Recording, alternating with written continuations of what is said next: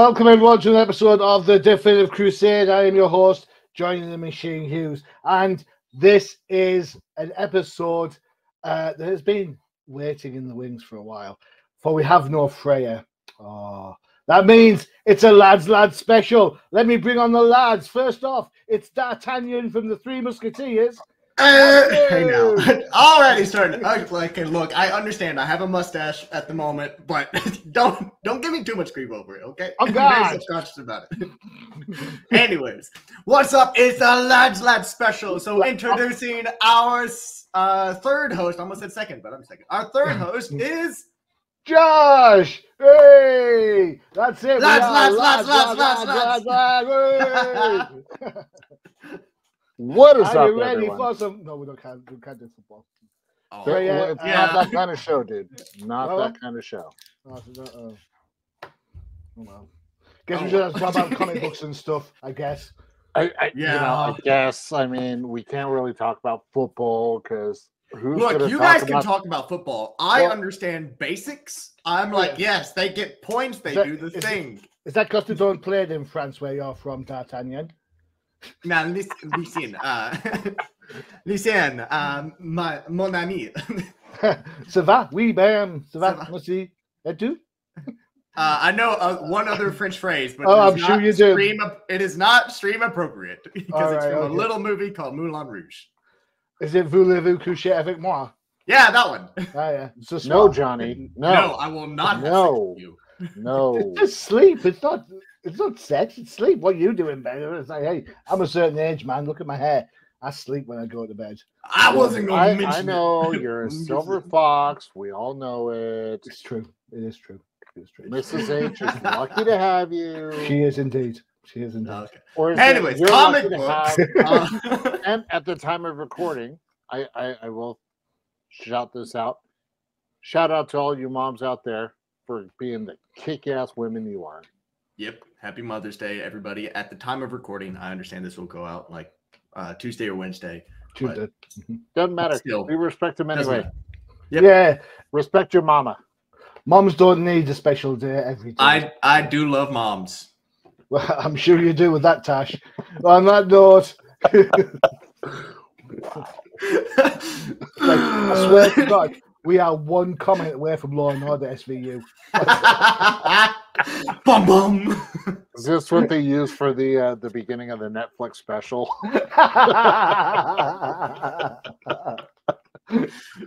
Oh my! Look, I'll get famous one way or another. Right. It's the hottest day of the year so far in the UK, so I'm a little bit like woo. So let's see how this show gets going. So we're looking at 2 weeks worth of books. We're going to look at 2 from a couple of weeks back and 2 from this week. So get your chance to get your freak on. So first off, we're going with this beauty. It is Superman House of Brainiac Special 1, number 2.5 in the whole thing, which automatically gets my spider sense tingling. It comes in 3 parts. The main book is written by Joshua Williamson with art by Edwin Salmon, Dave Sharps on letters. Chapter 2 is written by Mark Russell with art by Steve Pugh, Georgie Belair, the incomparable Georgie Belair, and again Dave Sharp pulls double duties on the letters. This was Josh's choice, and with choices like this, you wonder why he's only on the show every now and again. Wow, when you put it that way, you're not wrong. All right, talk us through it, Josh. What the hell's going on here?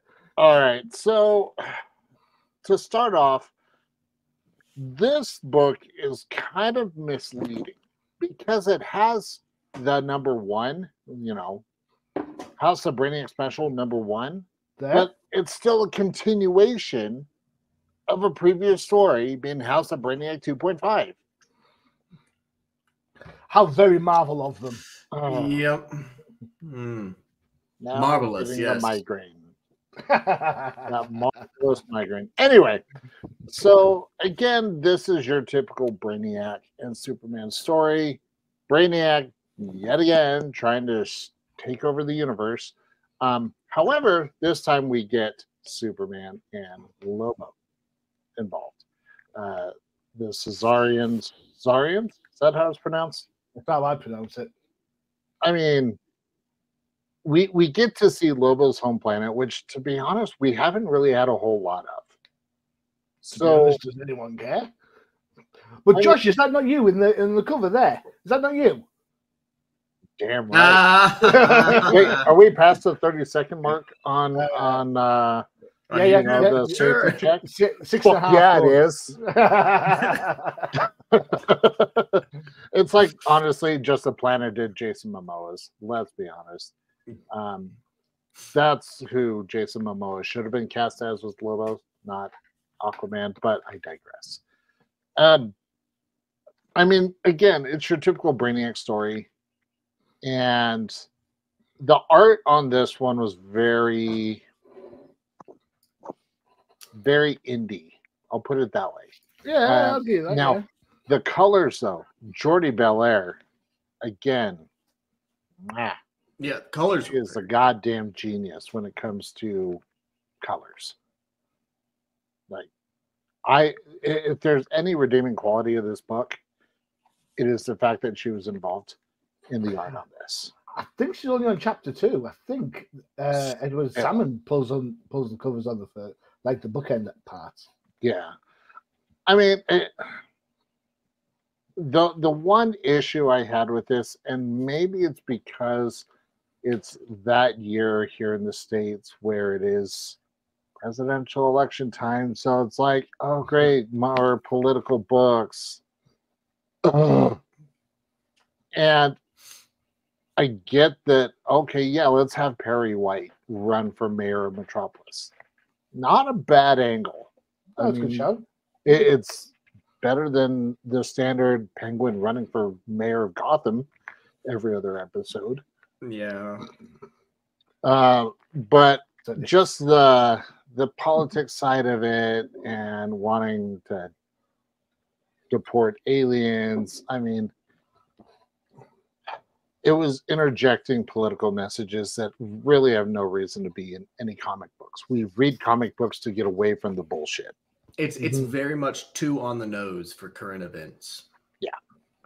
So that was my biggest issue with the book, was the political aspect, and I have no doubt Freyja would feel the same way. So lucky for Freyja, she avoided this one. The one thing I did enjoy was the banter further on. I believe it was chapter 3. The banter between Amanda Waller and Brainiac. Yeah. I did enjoy that. The fact that Amanda Waller's getting pissed that Brainiac used her, but Brainiac's like, you used me first. Well, I mean, the whole Brainiac and Amanda Waller thing, this is a setup for the big DC event of the summer, isn't it? This is the start, or it has been eked out as the start of Absolute Power. This has been Amanda Waller's tour de force for the last year, trying to discredit the superheroes. You know, we're seeing it in Wonder Woman when she's taking on the Sovereign. We're seeing it in The Flash with the stillness. We see it going on with Zero-Anar in Batman. You know, so it was only about time that the big blue Boy Scout was going to get his arch nemesis. Yeah, I don't know. I think I'm just suffering from Amanda Waller fatigue. Okay. Yeah. Because all the comics, I mean, shit, she was in the Suicide Squad video game, which I haven't played for that sole reason. Amanda Waller's in it. And it's Amanda Waller this, Amanda Waller that. You know, all the live action movies, she has to make a cameo. We're feeling the fatigue of Amanda Waller, and it is time to move on. Okay. I mean, we saw that for the longest time with Joker. Yeah. It was like every other book had Joker in it. And lately it's been every other book has Amanda Waller. Yeah. That's fair enough. Fair shout. She's got her fingers in lots and lots of pies, for sure. Easy, Tiger. I'd rather have Mary Jane than Amanda Waller. Thank you very much. No, thank you. That jackpot book is terrible. Whoever came up with that idea, one's firing. I cannot believe why give such a credible supporting cast member who has their own importance in the story lame ass superpowers. Wait, are we talking Amanda Waller or are we talking Mary Jane? Because it sounds very much the same. Well, it has no powers. That's the thing. D'Artagnan, neither does Batman, but here we are. True. D'Artagnan, what say you? Yeah, this isn't going away. This isn't going away until the Tash goes away. Just so you know. Well, it may stick around for a while. I wasn't going to keep it, but then I had a lot of compliments on it, saying that it looked nice, and so I. It does. To be fair, it does look nice. It is. Okay. It is a well trimmed facial edifice you've got going on there, as opposed to the more. I would rather Knight keep the stash over Amanda Waller being in another book.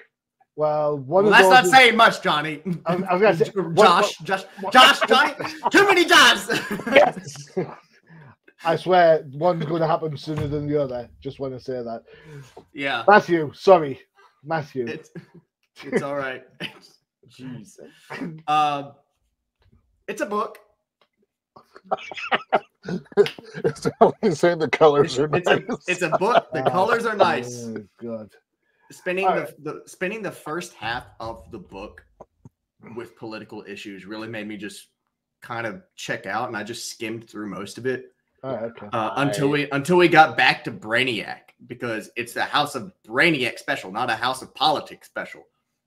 I understand this may be like all within Brainiac's retrospect, all of his inner dialogue and him thinking about things, but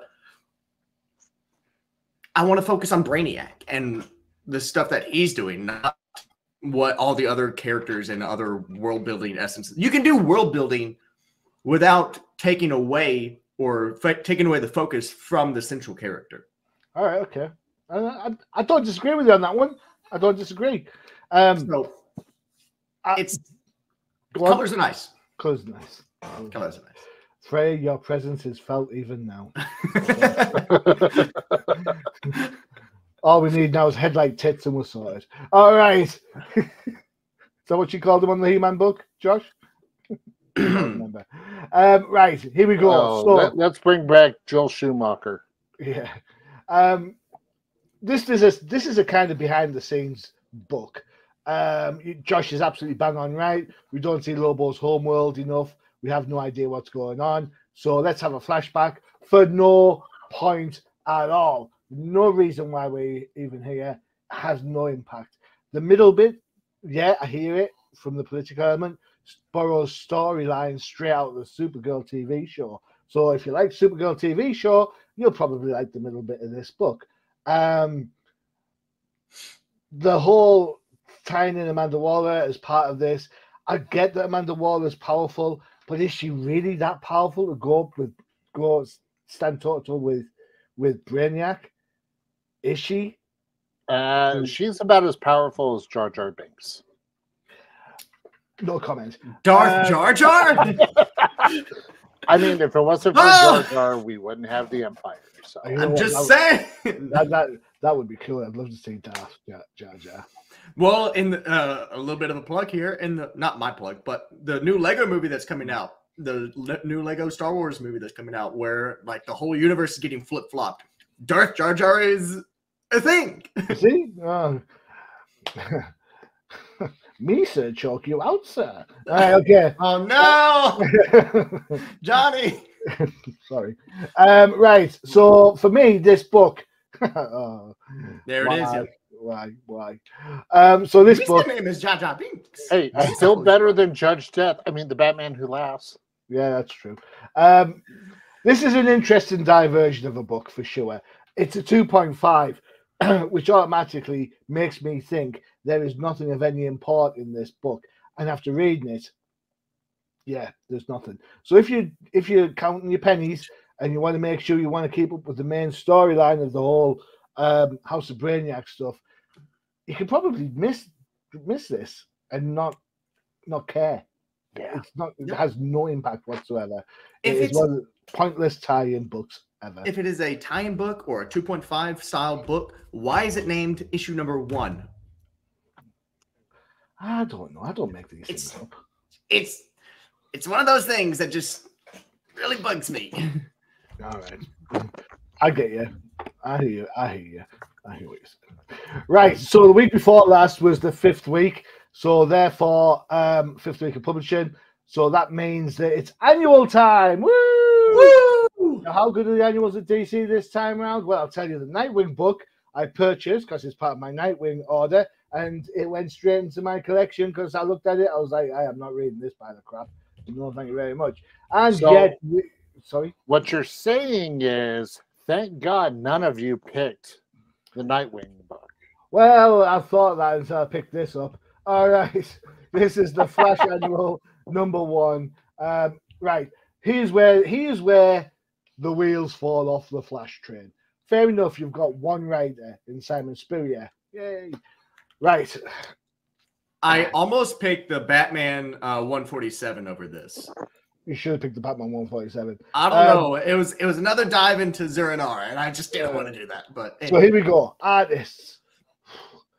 Scott Kabolish, Amaki Poland, George Cambadius, and Tom Derenick are on art. Colors are Marissa Louise, Lilo Fridge, and Matt Herms. And letters are by Hassan Otsman Elwal. That is a long list of artists for this book. And as soon as I see a long list of artists, I know this book is going to be disjointed to high heaven. Matthew, this was your choice. I don't know what I've done to piss you off to make you pick this book. You made fun of my stash. That was like today. You picked this like 7 o'clock in the morning. So yeah.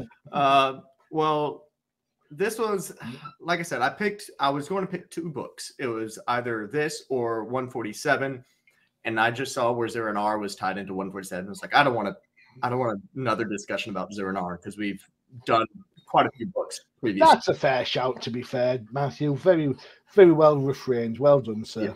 I tip my hat. I picked this because the last time we picked up a Flash book, something was going wrong with the Speed Force, and while I didn't continue that issue, it ended off with this monster appearing. And in the very beginning, it shows this monster. I was like, oh, hey, there's some consistency here. And so maybe I can pick things up where it left off. No. No. No. That is not the case. I will start out with this. As you mentioned, there are several different artists. I actually really liked some of the art choices that were made. Yes, as you go through for each part, there's a different art style change as you go through. How long is his hand compared to his arm? I said that I like some of the art style changes. He doesn't need to be that high when you're. Oh my God! When you're the Flash, maybe it does. I'm just saying. I mean, I'm a football fan. I don't see any football players running like that. Just saying. You wouldn't know that reference because you don't know. I do know the reference. Okay, I'm not totally ignorant. There are some points and elements that I can pick out from that I actually do enjoy. The art style changes as you progress through, as Wally goes to each different story bit of this book. The art style changes slightly. One of them changes majorly, one of them changes to like more of a manga-ish, which that one I was not a fan of. The one where it changes to the more cartoony. Wasn't the biggest fan of that one. Let me shout when I hit it because I'm looking through it now. Yeah, it's after Mirror Master. Oh, Mirror Master and the massive cod piece. Yeah. And then after the break, there it is. Yeah, where it changed to this more cartoony. I don't know if you guys ever watched it because it's Marvel related, but when they made the Iron Man TV show, yes, the Iron Man cartoon, that's immediately where my mind went. Was they were trying to emulate that style into the artwork.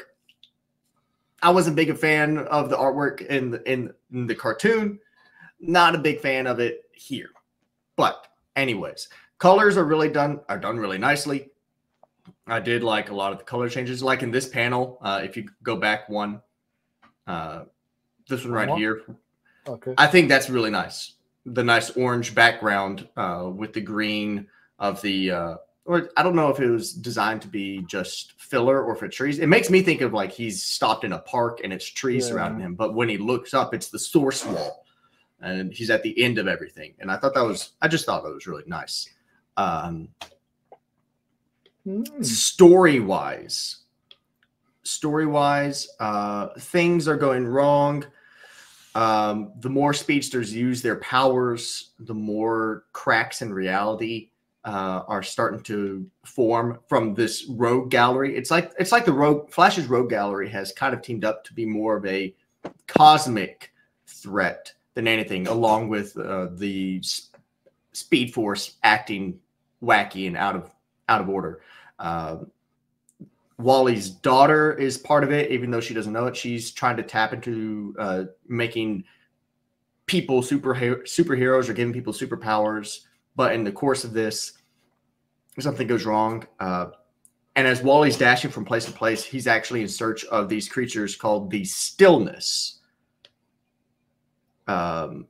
which, if I remember correctly, is where the monster was originally from. Or maybe those are the entities. There's a lot in this book. There was a lot. So if I'm missaying things, if I'm missaying the synopsis, I apologize, because it's a big book. A lot of things happened. And there are a lot of characters that I don't even remember. Like Amanda Waller's in it. There's Young Flash. Not Young Flash, Kid Flash. There's just all kinds of characters, and it's all just collaboration where Wally's ping and bing bonging through the multiverse as he's trying to figure out what to do. And he does the thing that I hate characters doing, which is getting all up in their own pride, even though they realize something is going wrong. They're like, oh, I am a hero, I have to stop it. It's like, no, if you just take a second, stop and think, which I know it's not normally the Flash's go-to, but he's being shown that his family is being torn apart, that his wife is starting to detest him, that she's starting to not care about what happens to him because she never knows when he's coming home. At that point, when do you divide yourself from hero to person? Sounds like you're on the Amanda Waller anti-hero track with that sort of talk. Maybe I am. Look, all I'm saying is that if you are shown evidence that some people, personal people that you care about, are being put through troubles, or being put through a lot of issues that can be solved if you were just there for them, along with evidence of the more you use the Speed Force, the more harm you're doing, why are you continuing to harm the multiverse when you can just stop, think, and just go to your family who are in need? Right. That's a good point. Josh. I didn't like that story beat. That's all right. It's cool. But that's exactly why the beat's there, Matthew, to make us think, to make sure that, like, you know, because in our heads, the Flash is the good guy, so therefore he has to use the Speed Force. Now he's being told he doesn't have to, or he shouldn't, because of this, that, and the other, continuing to do so. You, my friend, have fallen into the circle. You have fallen in. I guess I have. And that's good. That means this book, somewhere along the line, has absolutely hit its nail on the head for you. It's got you involved in the story, and now you're curious to what goes on. So this book's done that. So well done. That's a fair shout. Yeah, fair shout. Josh. He hasn't said anything yet. Is his screen frozen? No. Well, kind of wish. So, Johnny, if you remember many moons ago, good God, and it was probably the last time we really reviewed a Green Lantern book, and how I did not like the art style of Green Lantern. Right. Why in the hell is Flash getting Green Lantern-esque vibes with his armor? I have no idea, man. I have no idea. Like, from the armor, the art, like, it is so Green Lantern-ish that reading this book made me want to go watch Teen Titans Go to get the taste out of my mouth. And we all know how you feel about Teen Titans Go. Love Teen Titans Go. I can't answer your question, just because this page here with the manga style art, this is where I was like, right, I'm done. I've persevered. So I was done even before I got to this page. I was like, I can't do it. If you go back where I believe it was Wally has like the very see-through armor. Yeah. That's where I was done. I was just like, nope, done. You know, and then I'm like, okay, maybe I'm judging a book by its cover. So I keep reading. And then I get to that panel that we've already mentioned where we get like a taste of Ezra Miller's Flash with the arms just going wonky. Yeah, that is very Ezra Miller-ish. No, thank you. Hard pass. I struggled with this. Again, it goes back to there's a balance in comic books. You have to have a balance in the art, and you have to have a balance in the story. Mm-hmm. If either one of those are off, it takes away from the story. The art did that for me. It destroyed the opportunity for me to get sucked into the story and have that same moment that Knight just talked about. I missed that because the art was so horrendous to me. Yes. Yeah, and you know, it's a great point. Comic books are visual, and then you know we can you follow on story wise. I was kind of already on the ledge with this because me and Freyja had looked at the Flash book preceding this already in the last show, and then when Matthew picked it, I was like, "Oh, you're kidding, really? I've got to do this again." But you're absolutely right. Art is the thing that catches your eye, that makes you want to flow through the pages. It is jarring, it is disorientating, but if you put the effort in, you know, Matthew is right. There's a huge emotional impact on this, you know, all the way through. And when we talk about the sort of cosmic stuff that all Flashes go through, you know, imagine you think of things like Crisis, Heroes in Crisis, all those types of things where Wally or Barry's getting up in the universe and the universe is biting back. You know, so there is a level of resonance in there. I know full well Matthew's bang on right with that.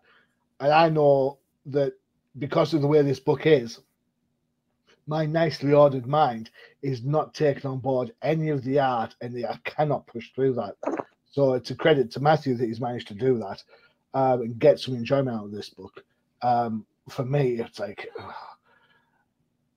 how many times and how many flashes? Maybe that's the problem. Maybe there's just too many flashes. You know, when you like using the internet and there's like everybody's on the phone and everybody's on the computers and you're streaming Netflix on one TV, someone's watching Amazon Prime on the other, and then your bandwidth just shrinks and then the whole thing breaks down and no one can do anything apart from the circle of death. That's probably what's happening here. If you all, you know, if you had two flashes, you'd be done. But there isn't. There's 2,000 bloody flashes, it feels like. Well, I mean, the same argument can be done for Superman. You know, there's Superman's family. There are too many Supermans. But Superman's family doesn't rely on the same source. Having Superman's family being Kryptonian doesn't derail the sun, because the Superman, Power Girl, Supergirl, and the dog Krypto, all those four can exist without destabilizing the sun. If you've got 6 flashes going around using the same power source, the Speed Force, there's only so much you can do.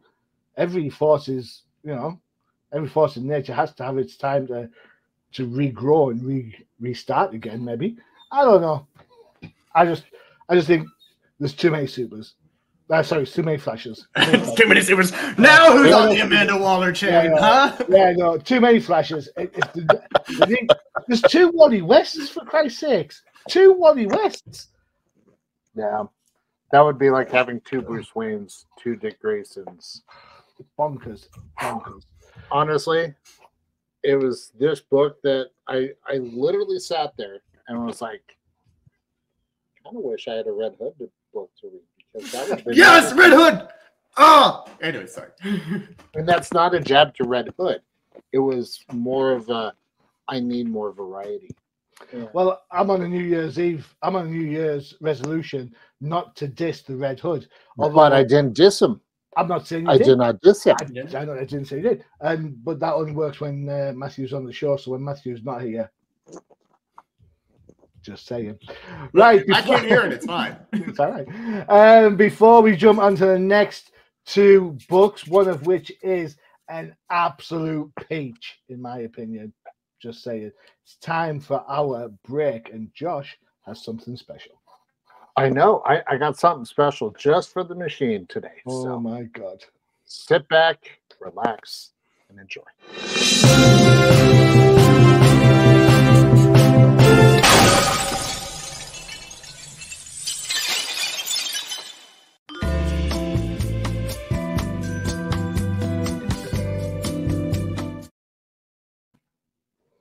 Hey, that's lovely. Excellent. I know, is that the new old timers ad? That is the new old timers ad where the comics are old, but the hosts are not. Well, there you go. Cool. Excellent. Thank you very much. That's very nice, that one. I quite like that. It looked nice. It looked very nice. Yeah, I like that. Good And work. I personally enjoyed the VHS feel there at the end. Yeah. No, yeah, I remember those. Where the technology is old and we still remember how to use it. Yeah. Cool. Right. Anyway.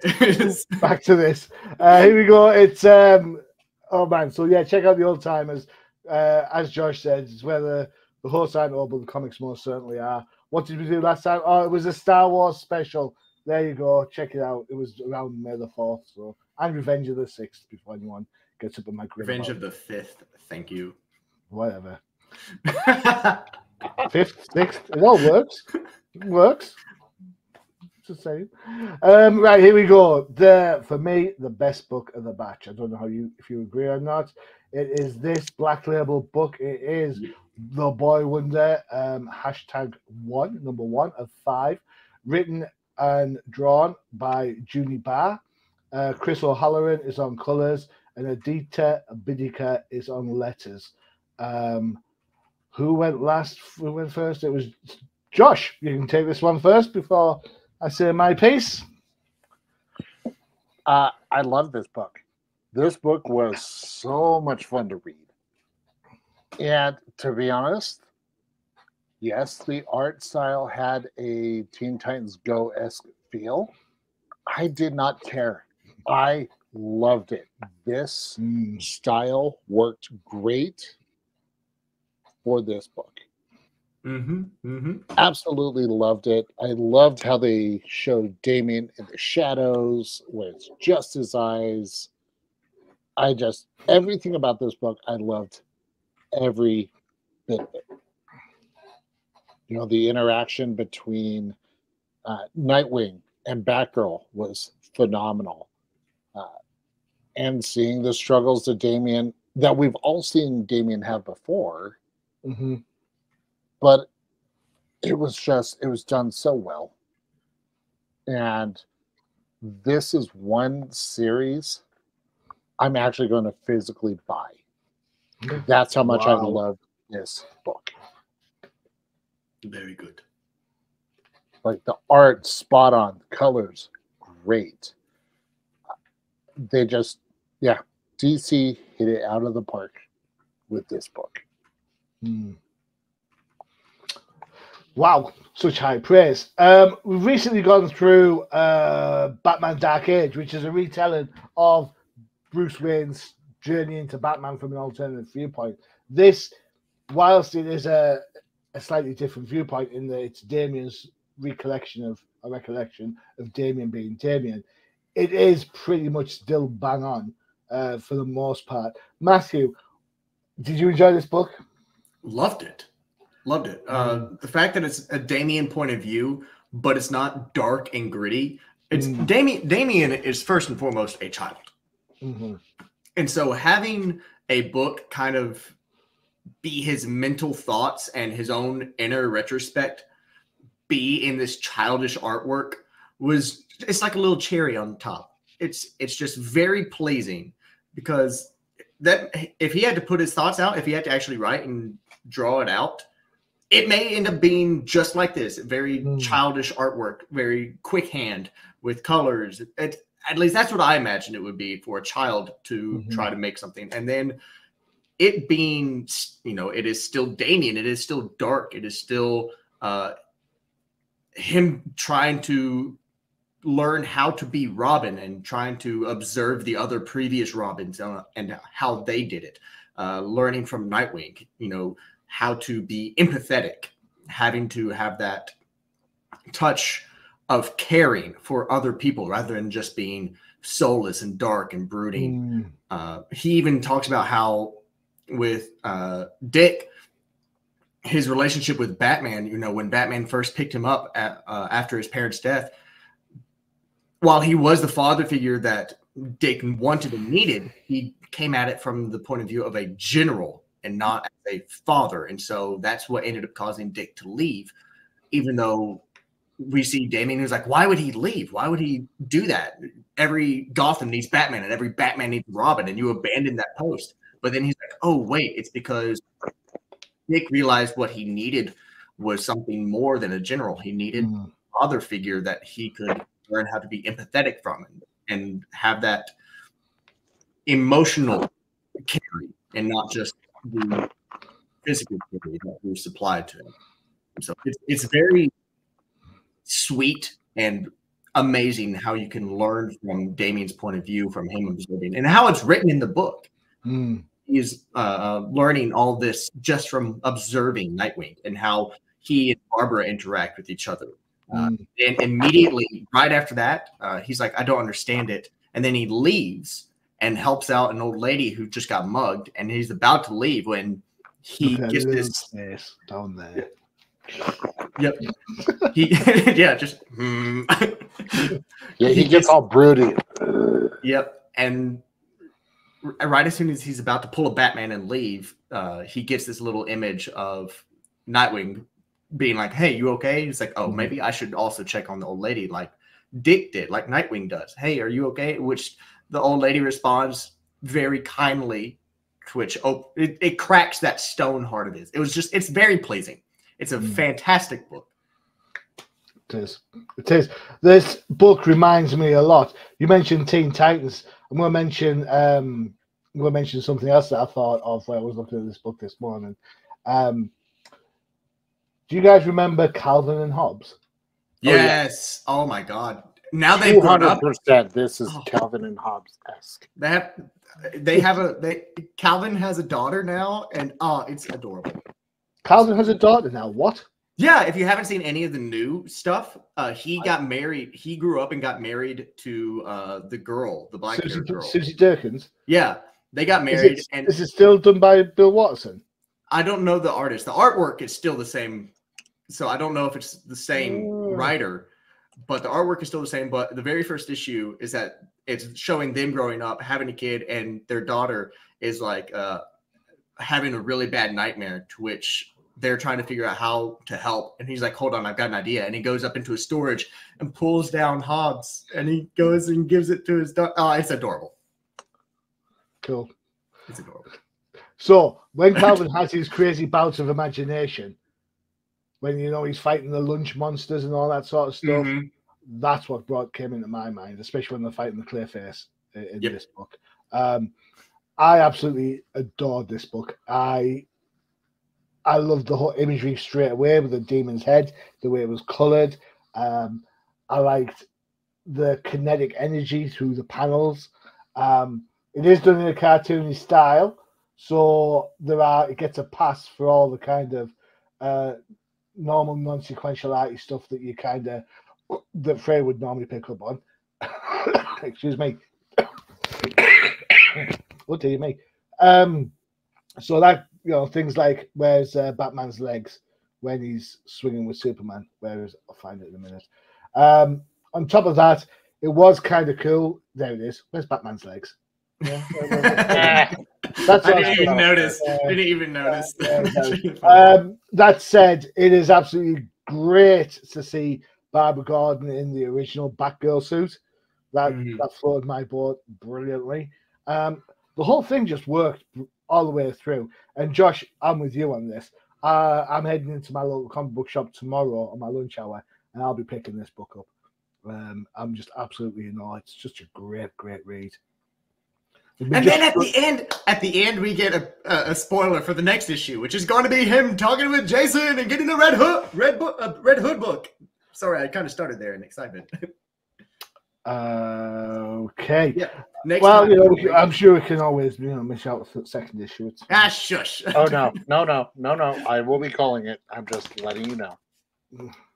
Now, if they change the artwork on the second issue, then I will be. Okay, we'll read the book first, and then we'll decide. No, I think this book's absolutely a peach. And if you love Damian Wayne, if you love the idea of him and all the stuff that he's got on with his attitude all the way through, this book is a must buy for sure. For sure, it's very good. I mean, how often do all three of us agree on a book? Very rarely. And it may be because Freyja is on a good book. No, honestly, I having done enough shows with Freyja. Oh, she would love it. She would have also loved this book. Yeah, she loved Damien. Yeah, she would have got off on the whole like darkness and the juxtaposition between the humor and stuff. So that's fine. I didn't mean it like that. Clean your mind. I don't know what you're like. I don't even know what you're talking about. Right, so from the sublime to the ridiculous, we're down to our last book, and this is my choice, so everyone can point and laugh at me. I picked whatevs. Birds of Prey number 9. It's better than Flash. It is better than Flash, to be fair. In fact, I think I could draw a book better than the Flash, but hey, it was better than the Flash. Kelly Thompson of Captain Marvel fame is been the writer for this for the last few issues. Well, since the start of the run. Jonathan Case and Gavin Goodroy are on art. Georgie Belair's back, and Clayton Cowles is on letters. Now, I will say I have been enjoying this book since the get-go. I don't think there's a writer who can kind of add emotional relationships while superheroing with a touch of fun like Kelly Thompson. I just think the whole vibe of it works really well.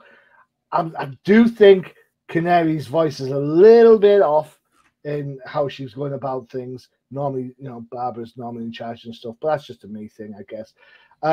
This whole storyline is that the future heroes come back and said the Barbara Gordon's going to die. The birds have now decided to go and do something about it and try and save her. A door opens up in the last issue and deposits them here. It's a dark nightmare world, although there is nothing nightmarish about Black Canary's outfit in any stretch of any imagination. Other than that, it is what it is. It's the girls doing what they do, getting into trouble, all the usual hijinks. A couple of things to consider. Why is Zealot with Oliver Queen, and why is Oliver Queen topless? The art style's a little bit kooky, a little bit 60s, so it's not quite as dynamic as I suppose the current trend is. But I think that just makes the book seem more fun. It's kind of like a battle with a dark demon as they're going through their quest to try and save Barbara. Hence, there is another door down the line. But no, interesting point in this is that in the last issue, Black Canary was saying stuff like they had to go and do a lingerie show, and she was saying they do make comics better. You're absolutely right. She was saying how she felt uncomfortable in fighting in underwear, and Vixen was giving it, but you're fighting a swimsuit and fishnets, and there was like a distinct difference in there. But no, I think this book is fun, and this is what we read comic books for. Josh, you said the Superman Annual had too much politics in. We read for escapism. There you go. I give you an escapism book. Thank you, Matthew. So it's a book. There's a couple points. One point that I really liked, and it was mostly because I found it more humorous than anything, was when I don't remember what page it is on, but when they're all talking amongst themselves as they're running, And the first time it happened, we were dealing with a petulant god, demigod. You know how they can be, always reaching for the shiny. Exactly. And then Megara pops out and says, "Hey, that's harmful stereotyping, and I don't care for it." I thought that was really funny. And they're like, "I told you, stop making faces out of the back of my head." And then just the ending with the that was a funny little beat. I really enjoyed it. Artwork is well done. I do like the different take on the fishnets for Black Canary. The nightmare bat that Barbara ends up turning into, I thought they were going to go into the direction of like they did with I want to say it was part of the Batman Who Laughs run, like towards the beginning. The Barbatos. The Barbados. I thought they were going to start bringing that back. I hope not. I hope not. Yeah. So I was a little iffy when I saw that it was turning into a bat, but it turns out it was just like the inflection of Barbara's mind turned into nightmare. So I thought that was a kind of interesting take. Cool. The artwork's really well done. I did not read any of the previous issues, so I have absolutely no clue what's going on, really. Fair shout. Josh?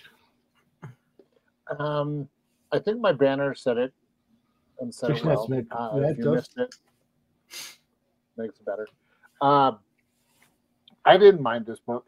I really didn't. I think the thing that really stood out to me was the fact that the use of the dull colors throughout the book, that was done really well. So when you have those big moments where the artist actually put more color into it, those colors really pop. Like this panel right here. Yep. The Black Canary screaming, so well done. Because we had our eyes have already developed okay, it's going to be these dull grays and blacks and blues throughout the course of the book, and then bam.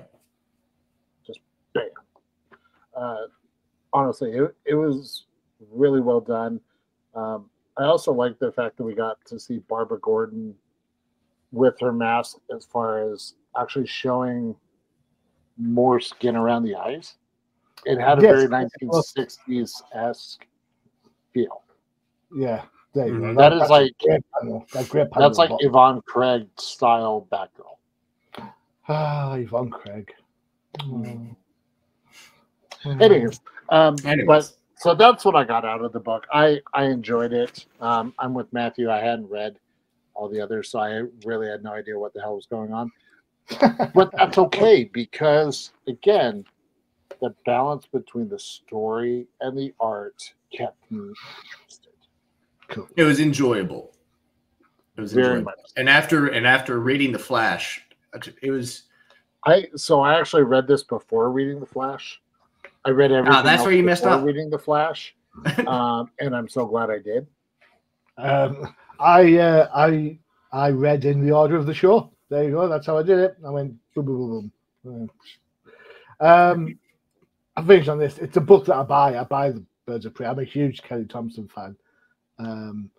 So whilst I might think that her canary voice is a little bit off at the minute, I know she'll dial it in. But you know, I just wish sometimes the only knock I have on it, any real knock on it, is already so far we're 9 issues in. They've invaded Themyscira, battled the aforementioned demigod. Now they're on a different plane of existence, trying to save Barbara Gordon. I'd like them to take something a little bit more street level, please. That's I can only handle. It's not going to happen. Sorry, I can only handle so much hokey pokey stuff for a while, and then I get a bit bored. And I don't know if it's just the books that we've been choosing, but we haven't seen a street level book in a while. Like we haven't seen a book where one of the Robins just solves a murder or solves a mystery. Everything has been like multi-dimensional or multi-superpowered or just multi-planetary events. I think Nightwing's probably the only book that kind of springs to mind.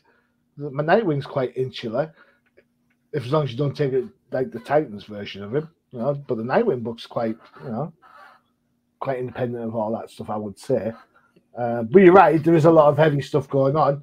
You know, Wonder Woman's battles, Batman's battles, you know, they're all leading somewhere. So, but no, you know, it would be nice to get back to basics, and hopefully after the Ultimate Power event, maybe we can get back to some semblance of order. I don't think that'll ever happen. You think? If you want books that have order, check out the Old Timers. True. Side note to make us feel happy again. I did find the cover for issue number 2 of The Boy Wonder. Oh, go on then, hit us with it. All right. I don't know about you guys, but this just makes me that much more excited for it. Bam. Ooh.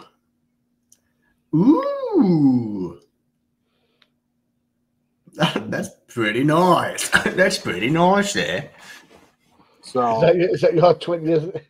That's pretty nice there. My name's Johnny the Machine Hughes. I have a tea and biscuits every morning at 9 a.m. before I go and have a posh walking. I don't know. Sorry. I mean, okay, so that's the type of covers that we're excited about now. However, if I may entertain the masses for just a moment. Oh my God. The covers I enjoyed that I got excited about. I mean, this series, amazing. I have that cover. I have that entire series. Oh, I love the series. In paper, in paperback.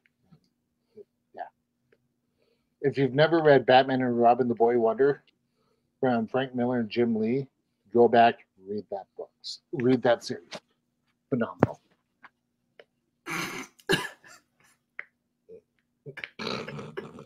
Anyways, 4 books. Right, there you go. Yes, 4 books. Two from last week, 2 from this week. Go check it out.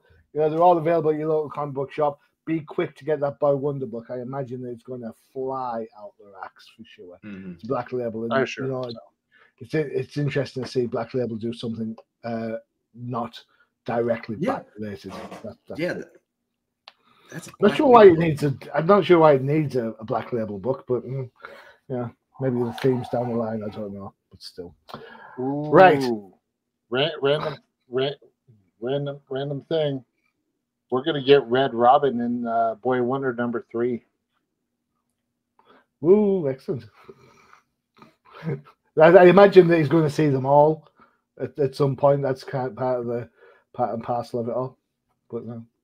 Yeah. Yeah. So, we might get a Stephanie issue. Yes. I mean, at this rate, why not? She was a Robin.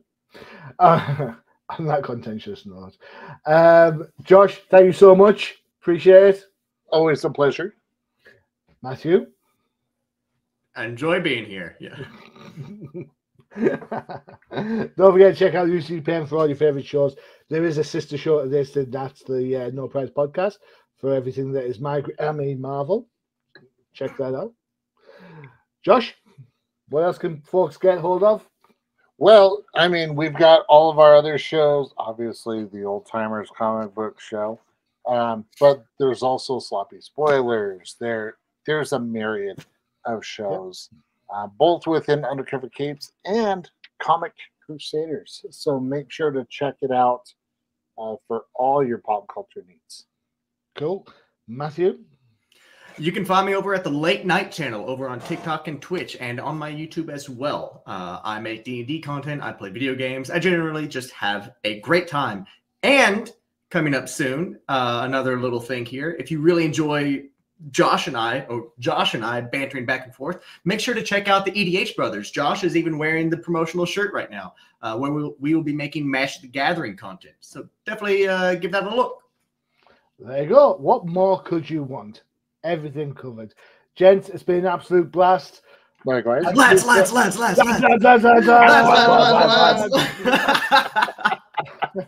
I've been your host, Johnny the Machine Hughes. As always, adios.